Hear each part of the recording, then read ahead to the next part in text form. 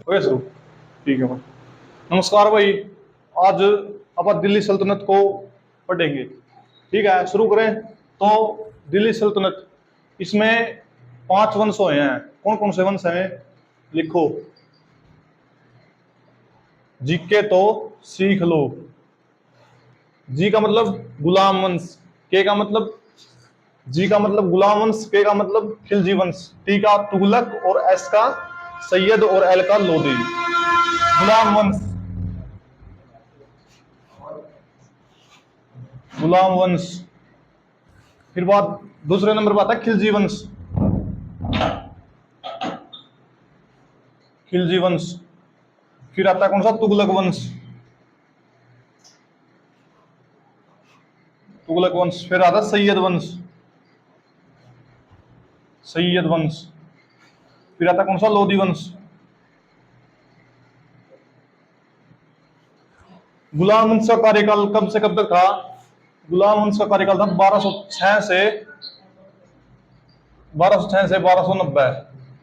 और 1290। और खिलजी वंश का कार्यकाल कब से कब तक था? 1290 से 1320। और तुगलक वंश का 1320 से कब तक था?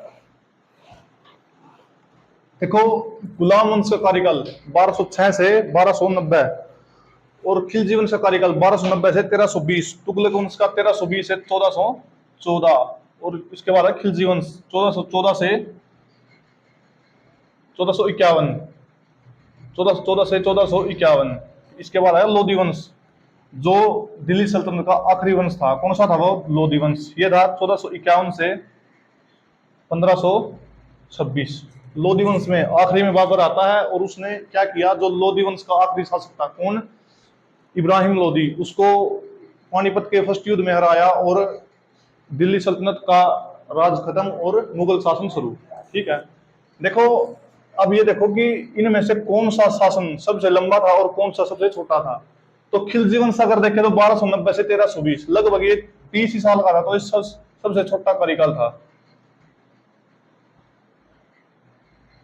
सबसे छोटा कार्यकाल किसका था? खिलजी वंश का। और अब आती है बात सबसे बड़े कार्यकाल की। वो किसका था? वो था कार्यकाल किसका? तुगलक वंश का। लगभग देखो 1320 से स्टार्ट और 1414 में खत्म। मतलब 80 और 14, 94 साल। सबसे बड़ा कार्यकाल। सबसे बड़ा कार्यकाल किसका? दिल्ली सल्तनत का। दिल्ली सल्तनत का। ठीक है। उसके बाद है सैयद वंश 1414 से 1451। फिर आता है लोधी वंश 1451 से 1526।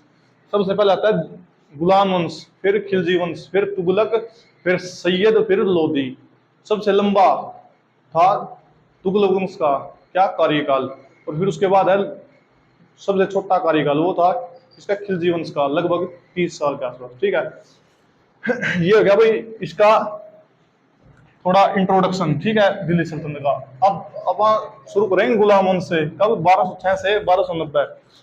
जिसका पहला शासक कौन था? गुलाम वंश का पहला शासक। अल्लाह भाई, गुलाम वंश हो दिया। हाँ, और चल कौन है?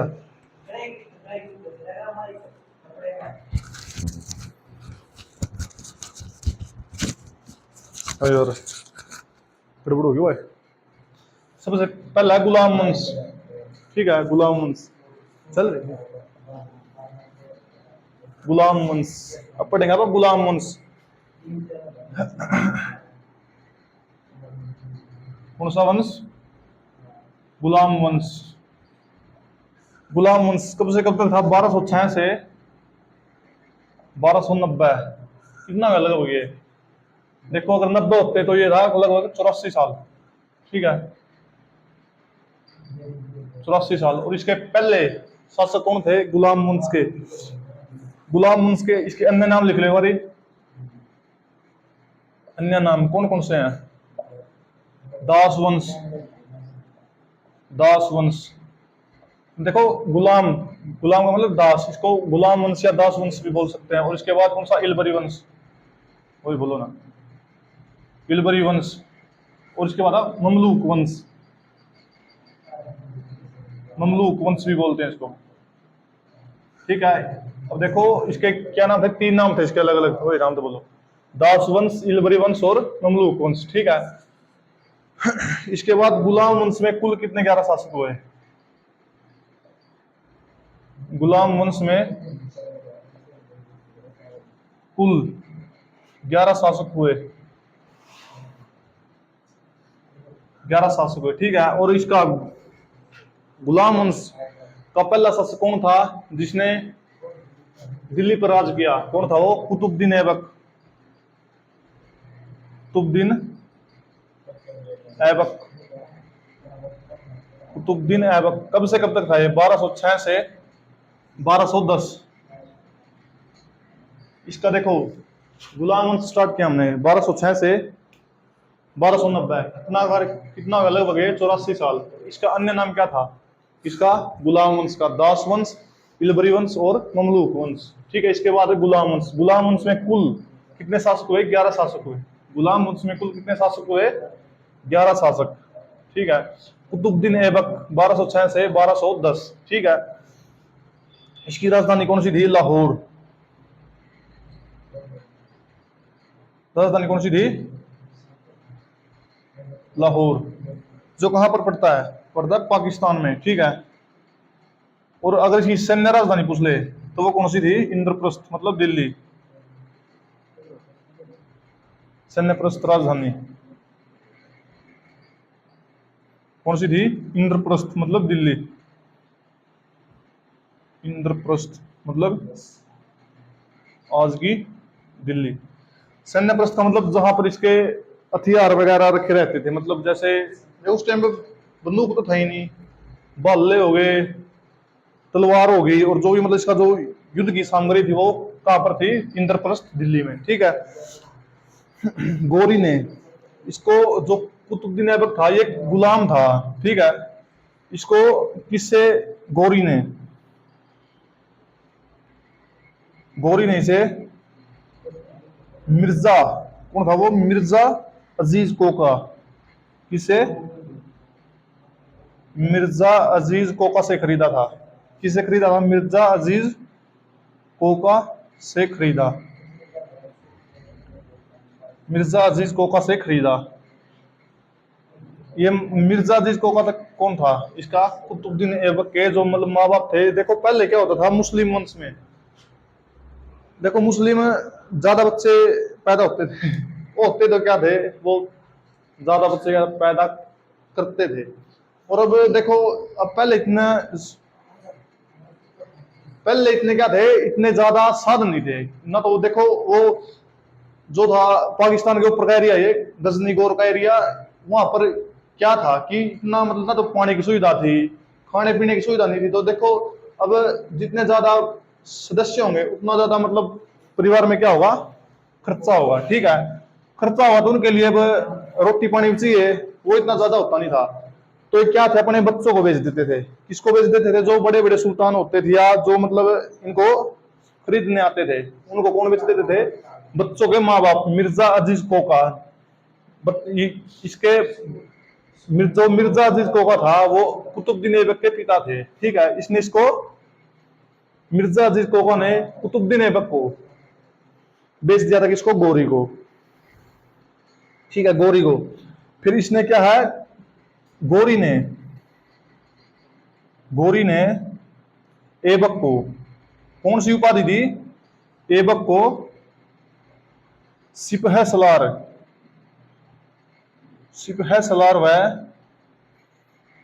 मलिक, मलिक की उपाधि दी, उपाधि दी। ठीक है, देखो ये सिपह सलार व मलिक क्या होता है? देखो जब मतलब उस टाइम पे सैनिक थे, अगर किसी भी सैनिक के पास मतलब ये मान लो कि जो 20 सैनिकों का हेड होता था ना, वो मलिक होता था। और ऐसे ही सिपह सलार, वो सिपह सलार मलिक से थोड़ा बड़ा होता था। ठीक है, बस यही है इसके मलिक के बारे में। गुलाम वंश 1206 से 1290। ठीक है, लगभग कितना? 84 साल। अन्य नाम क्या थे इसके? गुलाम वंश के दास वंश, इलबरी वंश और ममलूक वंश। ठीक है, और इसके गुलाम वंश में कुल कितने शासक हुए? 11 शासक हुए। अब आता है कुतुबुद्दीन ऐबक, जो किसका गुलाम वंश का पहला शासक था। ठीक है, इसकी राजधानी कौन सी थी? लाहौर, जो अब कहां पर है? पाकिस्तान में। और इसकी सैन्य राजधानी वो कहां पर थी? अपनी इंद्रप्रस्थ, दिल्ली। ठीक है, गोरी ने इसे मिर्जा अजीज कोका से खरीदा। गोरी ने इसे मिर्जा अजीज कोका से खरीदा। और गोरी ने इसको दो उपाधि दी थी, कौन सी? सिपह सलार और मलिक की। मलिक आप समझ गए होंगे, तो सैनिकों का थोड़े प्रधान होता है। ठीक है, उनको किसने दी थी? ये गोरी ने। इसको दी थी कुतुबुद्दीन ऐबक को, किसने? गोरी ने। दो उपाधि दी। ठीक है, गोरी ने इसे शुरुआत में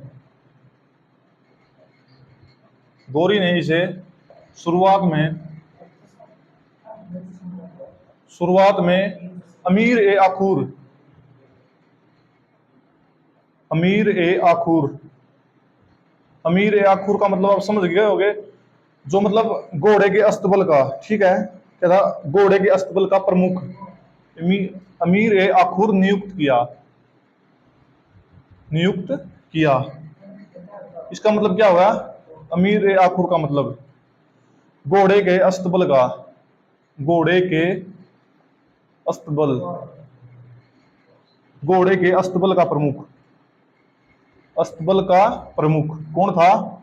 कुतुबुद्दीन ऐबक था प्रमुख। वो कौन था? अपना गोरी। गोरी नहीं, गोरी ने किसको? कुतुबुद्दीन ऐबक को क्या शुरू में अमीर ए आखुर नियुक्त किया। अमीर ए आखुर का मतलब घोड़े के अस्तबल का प्रमुख। किसको नियुक्त किया गोरी ने? कुतुबुद्दीन ऐबक को। ठीक है, अब इसके बाद आ जो इसके शासनकाल के बारे में। शासनकाल कब से कब तक था? 1206 से 1210, लगभग कितना? 4 साल। ठीक है, अब इसकी मृत्यु, जब इसकी मृत्यु हुई कब? 1210 में। मृत्यु हुई कब? 1210 में। इसका शासनकाल कितना था? लगभग 4 साल। और इसकी मृत्यु कैसे हुई थी? चौगान खेलते समय। चौगान खेलते समय। चौगान का मतलब समझो आप? चौगान मतलब पोलो, जो घोड़े पे पोकी टाइप हो जाकर है, घोड़े पे एक पोकी मतलब इतनी लंबी हो जाकर, लगभग 5 से 6 फुट की। वो डंडी लेकर हॉकी टाइप हो जाकर, उसके आगे तो थोड़ी मुड़ी हो जाकर, जैसे हॉकी मुड़ी होती है, उसी से घोड़े से गिरकर इसकी क्या होगी थी? मृत्यु होगी थी। ठीक है, ये लगभग 60-70 साल का था जब ये मरा। तो इसके बारे में अपन इतने ध्यान रखना, कितना? 4 वर्ष का शासनकाल था। 4 वर्ष का शासनकाल, शासनकाल। ठीक, किसका? कुतुबुद्दीन ऐबक का। कितना था? 4 वर्ष का शासनकाल। अपन आगे पढ़ा गुलाम वंश। गुलाम वंश में पहला शासक कौन था? कुतुबुद्दीन ऐबक। कुतुबुद्दीन ऐबक, इसका 1206 से 1290 है। और इसकी राजधानी कौन सी थी? जो मेन राजधानी थी वो थी कौन सी? लाहौर, पाकिस्तान में। और इसकी अगर सैन्य राजधानी पूछ ले, जिसमें इसके हथियार वगैरह रखे होते थे, वो थी कौन सी? इंद्रप्रस्थ, दिल्ली में। ठीक है, अब इसके बाद आ जो गोरी ने इसे मिर्जा अजीज कोका से खरीदा। और क्या? गोरी ने ऐबक को सिपह सलार व मलिक की उपाधि दी। गोरी ने इसे शुरुआत में अमीर ए आखुर नियुक्त किया। अमीर ए आखुर का मतलब घोड़े के अस्तबल का प्रमुख। ठीक है, इसकी मृत्यु को भाई 1210 में। इसका 4 वर्ष का शासनकाल था सिर्फ। चौगान खेलते समय, मतलब इसका दूसरा नाम क्या था? पोलो। क्या कहते हैं? पोलो, पोलो कहते हैं इसको। ठीक है, जो कि घोड़े पर बैठकर खेला जाता है। ठीक है, अब आ जाओ इससे गोरी से आगे थोड़ा। ठीक है, अपन इतना पढ़ लिया। देखो अगर किसी ने लिखा ही तो दिक्कत हो, थोड़ा कोऑपरेटिव करियो। ठीक है, क्योंकि और देखो कंटेंट सिर्फ अपन इतना याद करना है जो कि पेपर मान दो बस। और तो मतलब, और ये भी, इसमें भी मतलब बहुत मेहनत लगती है। ठीक है, अब इससे नीचे आ जाओ। कौन से? 1206 से 1290। ठीक है, 1206 से 1290। ठीक है, कुतुबुद्दीन ऐबक कौन था? गोरी का गुलाम था। कौन? कुतुबुद्दीन ऐबक। ऐबक के अन्य नाम, ऐबक के अन्य नाम क्या थे? पील बख्श, पील बख्श। अब आप पील बख्श पूछे क्या था? जो हाथियों को दान देने वाला। क्या है, हाथियों को दान देने वाला। ठीक है, पील बख्श, ये ख्याल था यहाँ पर। पील बख्श मतलब हाथियों का दान देने वाला, दान देने वाला। ठीक है, और इसके बाद आगे नीचे है कहां पर, पील बख्श हाथियों का दान, और लाख बख्श, क्या लाख बख्श। ठीक है, जो लाखों का दान देने वाला। ठीक है, उसके हातिम द्वितीय, हातिम एक, हातिम द्वितीय है, और कौन से, कुरान खां। ये कहते हैं इसको पूरी कुरान याद थी, किसको, कुतुबुद्दीन ऐबक को। इसके क्या थे नाम, पील बख्श हाथियों का दान देने वाला, और लाख बख्श, और क्या था, हातिम द्वितीय और कुरान खान। ठीक है, किसके नाम थे, ऐबक के अन्य नाम। ठीक है, अब इसके बाद आ जाओ कहां पर, इसने भी, इसने कभी भी, इसने कभी भी अपने नाम के, अपने नाम के न तो सिक्के चलवाए और न ही खुतबा पढ़वाया। नाम के न तो सिक्के चलवाए, ठीक है, और न ही खुतबा पढ़वाया, खुतबा, और न ही खुतबा। खुतबा मतलब देखो, अब जैसे अपने हिंदू धर्म में क्या होता है, शिलालेख, जो अपने राजा अपने बारे में खुतबा, खुतबा पढ़वाया। अब ये था खुतबा क्या होता है, खुतबा, खुतबा मीन्स देखो, जैसे मुस्लिम धर्म में एक शिलालेख होया करता, मतलब पेज टाइप लगा लो, शिलालेख नहीं, शिलालेख तो क्या करता अपने हिंदू धर्म में, जो अपने राजा महाराजा लिखवाया करती, भाई मैंने ये महल बनवाया और मैंने मतलब ये अच्छा काम किया, जो भी मतलब उनके, मतलब खुतबा मतलब प्रशंसा पत्र, ये लग, ठीक है, प्रशंसा पत्र क्या होता था, खुतबा, जो राजा अपने बारे में लिखवाता। ठीक है, ये इसने, ऐबक ने कभी भी नहीं किया। ठीक है, खुतबा नहीं पढ़वाया और अपने नाम के सिक्के नहीं चलवाए। ठीक है, अब आ जाओ नीचे, ऐबक बख्तियार काकी का शिष्य था। ऐबक बख्तियार, बख्तियार काकी का शिष्य था, बख्तियार काकी का शिष्य था। ये अब देखो, एक तो था बख्तियार खिलजी, और एक है बख्तियार काकी। ये बख्तियार काकी अलग है, जो शिष्य है किसका, मोइनुद्दीन चिश्ती का। और मोइनुद्दीन चिश्ती की दरगाह कहां पर थी, मोइनुद्दीन चिश्ती की दरगाह कहां पर थी, वो थी कहां पर, अजमेर राजस्थान में। और वो गौरी के साथ आता, कौन कौन आता गौरी के साथ, मोइनुद्दीन चिश्ती। ठीक है, मोइनुद्दीन चिश्ती किसके साथ आता, गौरी के साथ। ठीक है, अब इसके बाद आ जाओ नीचे, ऐबक के बाद कहां पर, बख्तियार काकी किसका था शिष्य, मोइनुद्दीन चिश्ती का शिष्य था, मोइनुद्दीन चिश्ती का शिष्य, चिश्ती का शिष्य। अब देखो कौन था ये, ऐबक, ऐबक तो शिष्य था किसका, बख्तियार काकी था, काकी का। और बख्तियार काकी मोइनुद्दीन, मोइनुद्दीन चिश्ती का शिष्य था। ठीक है, अब इसके बाद आता नीचे, कुव्वत उल इस्लाम क्या थी, इसने मस्जिद बनवाई, किसने, ऐबक ने। कुव्वत उल इस्लाम, कुव्वत उल इस्लाम जो कहां पर है, दिल्ली में। ठीक है, दिल्ली में, जो कहां पर है, दिल्ली में। और ये क्या, उत्तर भारत की पहली मस्जिद, उत्तर भारत की पहली मस्जिद, की पहली मस्जिद। देखो मैं उत्तर भारत की क्यों बोल रहा हूँ पहली मस्जिद, क्योंकि अपना जो केरल है उसमें एक मस्जिद थी, जो कौन सी थी, केरल में भारत की सबसे पहली मस्जिद, ये तो थी कुव्वत उल इस्लाम, दिल्ली में है, क्या उत्तर भारत की पहली मस्जिद। लेकिन भारत की पहली मस्जिद, भारत की पहली मस्जिद कौन सी थी, भारत की पहली मस्जिद वो थी कहां पर, चेरामन,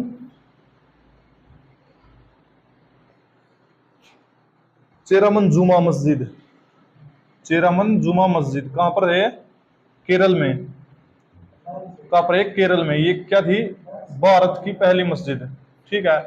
और ये थी कुव्वत उल इस्लाम, दिल्ली में, जो उत्तर भारत की पहली मस्जिद। और अगर पूरे भारत की पूछ ले तो वो कौन सी थी, चेरामन जुमा मस्जिद, कहां पर थी वो, केरल में, ठीक है। अब इसके बाद आ जाओ 2.5 दिन का झोपड़ा। कहां पर, 2.5 दिन का झोपड़ा, 2.5 दिन का झोपड़ा, झोपड़ा। देखो इसके बारे में 2.5 दिन के झोपड़े में कुछ स्टोरी है कि देखो, जब सबसे पहले गौरी ने भारत पर आक्रमण किया, ठीक है, गौरी ने आक्रमण किया तो वो राजस्थान के अजमेर से आ रहा था। तो उसने देखा कि एक संस्कृत विद्यालय है, संस्कृत महाविद्यालय बोलो, ठीक है, वो बनवा था विग्रहराज फोर्थ ने। क्या बना था, संस्कृत विद्यालय, कहां पर, अजमेर राजस्थान में। और क्या था, गौरी आया, और गौरी क्या था, हिंदू विरोधी था, कि वो सोच रहा था कि सभी जगह क्या चले, मुस्लिम राज चले, ठीक है। तो उसने देखा कि ये तो संस्कृत महाविद्यालय है, तो उसने अपनी सेना को क्या बोला, देखो जो ये संस्कृत विद्यालय ना, इसको यहाँ से हटवाओ और यहाँ पर कोई मस्जिद बनवाओ, ठीक है। तो उसने क्या किया, मस्जिद बनवाई, लेकिन बनवाई किसके स्थान पर, 2.5 दिन का झोपड़ा, जो पहले क्या था, संस्कृत विद्यालय, जो किसने बनवा था, विग्रहराज फोर्थ, ठीक है। इससे पहले यह है, इससे पहले यह है संस्कृत महाविद्यालय था। क्या था, संस्कृत विद्यालय था जो किसने बनवाया था, जो किसने बनवाया था, विग्रहराज फोर्थ ने, विग्रहराज फोर्थ ने बनवाया। और जो विग्रहराज फोर्थ के जो दूसरे नाम थे वो क्या क्या थे, बीसल देव। जो ये विग्रहराज फोर्थ है ना, ये है कौन, जो पृथ्वीराज चौहान थे उनके वंश से संबंधित है, ठीक है। बीसल देव था, और एक क्या था, कवि बंधु। कौन थे कवि बंधु, विग्रहराज फोर्थ, जिसने क्या बनवाया था, संस्कृत विद्यालय। और इससे पहले बाद में क्या, यही यह गौरी ने बनवाया, गौरी ने बनवाया क्या, 2.5 दिन का झोपड़ा। और इसके लिए बोला अरे, गौरी ने बोला था कि 60, मात्र 60 घंटे में क्या बनना चाहिए, 2.5 दिन का झोपड़ा। क्योंकि उसने बोला था कि सेना को, अगर ये 60 घंटे में नहीं बना तो तुम्हारा खाना पीना सब बंद। तो इसलिए सेना ने इसके मात्र 60 घंटे में, 60 घंटे का मतलब 2.5 दिन, 2.5 दिन में क्या बना दिया था, 2.5 दिन का झोपड़ा। कितने घंटों में, मात्र 60 घंटों में, 60 हाउस में, ठीक है, मात्र 2.5 दिन, इसलिए इसका नाम क्या पड़ा, 2.5 दिन का झोपड़ा, ठीक है।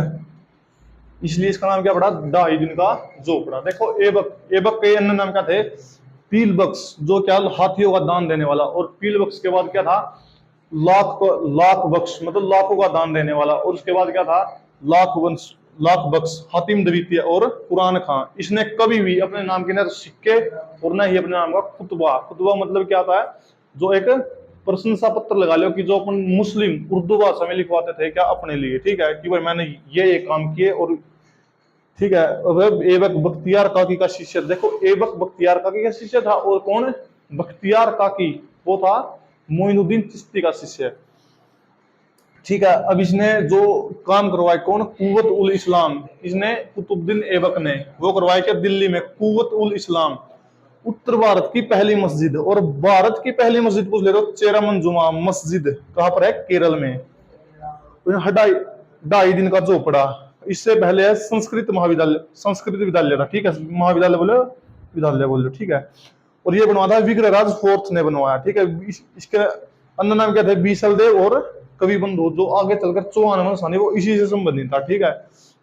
और ये मात्र 60 घंटों में, मतलब 2.5 दिन में इसका निर्माण हुआ था। और यह कितने, गौरी ने बनवाया था, ठीक है। इसके बारे में बस इतना ही ध्यान रखना है। तो थोड़ा आगे चलते हैं, ठीक है, इतना समझ में आएगा तो भाई ठीक है, कि भाई और वीडियो दोबारा देख लियो, क्योंकि अपन ने सिर्फ मैन मैन पॉइंट पढ़ने हैं, ना कि फालतू, ठीक है। मात्र जो मेन पॉइंट है सिर्फ अपन है वही वही पढ़ने, ठीक है। अब इसको देखो, अब इसने क्या बनवाई, कुतुब मीनार, कुतुब मीनार, किसने, देखो, कुतुब मीनार निर्माण करवाया किसका, निर्माण किसने करवाया, शुरू, निर्माण नहीं मतलब शुरू कर लो, इसको शुरू किसने करवाया, इसको शुरू, इसको शुरू किसने करवाया, किसने करवाया, इसको शुरू करवाया था किसने, ऐबक ने, ठीक है, ऐबक ने। इसकी इसकी मतलब शुरुआत कर, लेकिन उसकी 1210 में उसकी मृत्यु होगी। उसके बाद आता है इल्तुतमिश।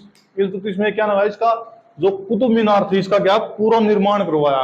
कुतुब इल्तुतमिश ने क्या बनवाया इसमें, सात मतलब सात नहीं, पांच मंजिल बनवाए किसने, इल्तुतमिश ने। किसकी, कुतुब मीनार की। कुतुब मीनार की इल्तुतमिश ने क्या 7 मंजिल बनवाई। और उसके बाद क्या होया, जो इसकी आंधी या तूफान आने से इसकी ऊपरली 2 मंजिल क्या टूट गई थी। बाद में इसको फिरोज शाह तुगलक, जो कब 1354 के आसपास आता है, उसने क्या करा, इसकी जो ऊपरली 2 मंजिल जिसमें दोबारा बनवाई। फिर फिरोज शाह तुगलक के बाद फिर कौन आता है, सिकंदर, सिकंदर लोदी, जो किसका लोदी वंश का शासक था, बहलोल लोदी का पुत्र, ठीक है। उसने क्या करवाया, इसकी जो ऊपरली और मंजिल थे में और बनवाए। पहले देखो इसमें 7 मस्जिद थी, लेकिन अब तो इसमें 5 ही मस्जिद बनी है, क्योंकि ये ज्यादा ऊंचाई के होने के कारण इसकी जो अगर तेज हवा आती तो उसकी में क्या थी, जो ऊपरली मंजिल थी में टूट फूट जाकर दी, तो इसके नुकसान के कारण इसको ऊपरली 2 मंजिल इसकी हटवा दी गई थी, ठीक है। अब कितनी इसमें 5 मंजिल है टोटल, ठीक है। और इसकी हाइट कितनी है, लगभग लंबाई, इसकी लंबाई कितनी है, लगभग 72.5 मीटर, मतलब लगभग 72.5 मीटर, ठीक है।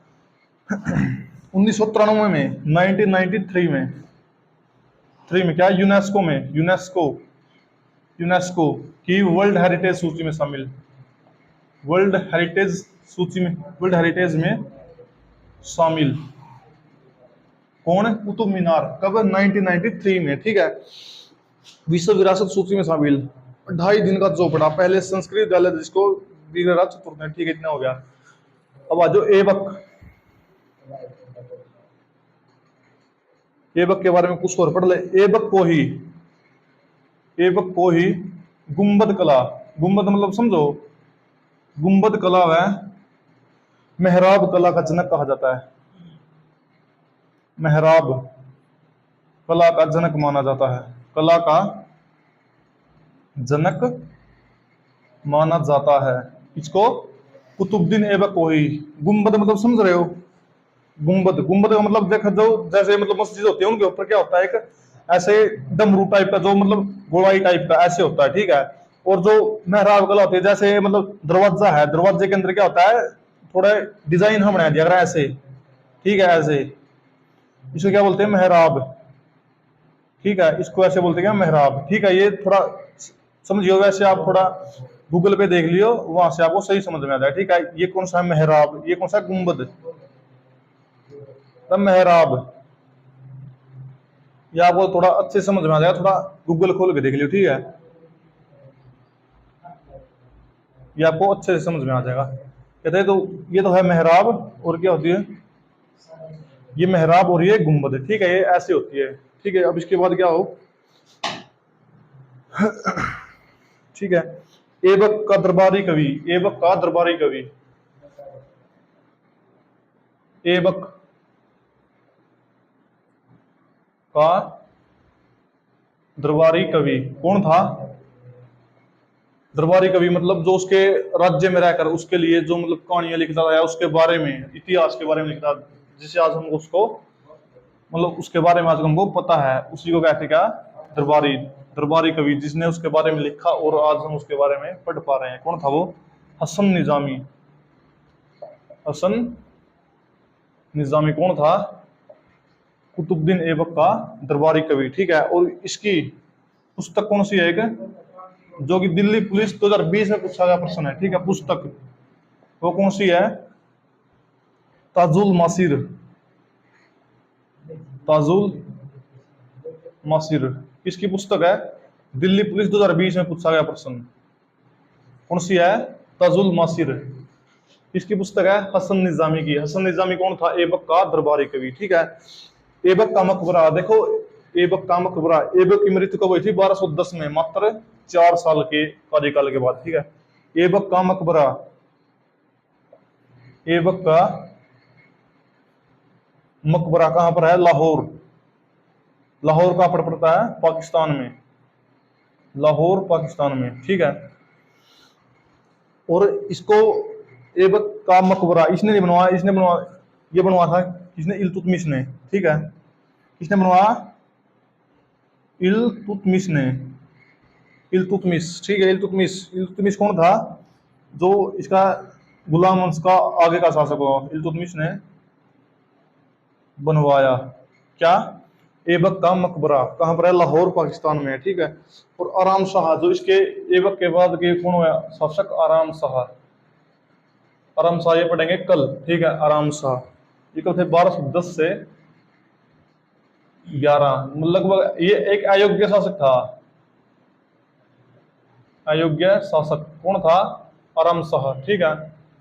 अयोग्य शासक, इसको इल्तुतमिश ने हराया, इसको इल्तुतमिश ने हराया, इसको आराम शाह को हराया, ठीक है। किसको? आराम शाह को। आराम शाह क्या था? एक अयोग्य शासक है। देखो हमने क्या पढ़ा किसके बारे में? ऐबक के बारे में। ऐबक इसने क्या बनवाया? कुतुब मीनार इसको शुरू करवाया, ठीक है।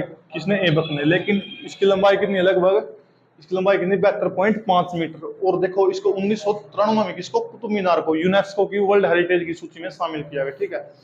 ऐबक को ही गुंबद कला में मेहराब कला का जनक माना जाता है।